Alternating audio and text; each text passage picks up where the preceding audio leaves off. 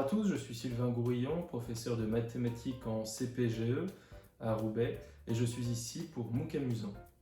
Nous sommes donc au chapitre 3 de ce cours de géométrie à destination des 3e pour ceux qui vont bientôt passer le brevet et nous en sommes au chapitre sur le théorème de Thalès. Pour réaliser donc le théorème de Thalès, nous avons besoin de deux instruments, un stylo et des feuilles.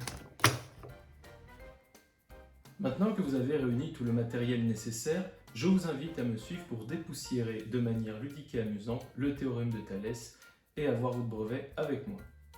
Si vous voulez réaliser le théorème de Thalès, c'est assez simple. Il ne faut surtout pas oublier que c'est de la géométrie. Donc, nous allons partir pour l'exemple par un triangle de sommet A, dont les autres côtés seraient B et C, qui disposeraient d'une droite qui serait MN. Dans ce cas-là, c'est assez simple. Il suffit d'utiliser les longueurs dont nous connaissons la mesure, ce qui nous ferait par exemple AM sur AB égale AN sur AC, qui lui-même est égal à MN sur BC. Voilà, j'ai mal fait le N, ce sera plus clair comme ça. Et donc voilà, et ensuite vous faites le calcul et vous connaissez le théorème de Thalès.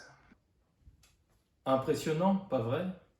Et maintenant, je vais vous parler très rapidement, car ce n'est pas le sujet du cours, de la réciproque du théorème de Thalès. Eh bien, celle-ci marche également, mais réciproque, c'est-à-dire le contraire. Donc, on part d'un cercle, et donc là, c'est exactement la même chose, mais concernant les diamètres, évidemment. Voilà, donc là, un diamètre AC et un diamètre BD, par exemple. Et voilà, et donc vous faites exactement le même calcul que tout à l'heure, mais bien sûr, on remplace la longueur A, enfin le point A, par le rayon du cercle. Et voilà, vous connaissez le théorème de Thalès. Si la vidéo vous a plu, vous pouvez bien sûr vous abonner ou continuer à regarder toutes nos vidéos sur la chaîne pour préparer votre brevet, pour que les mathématiques restent un jeu.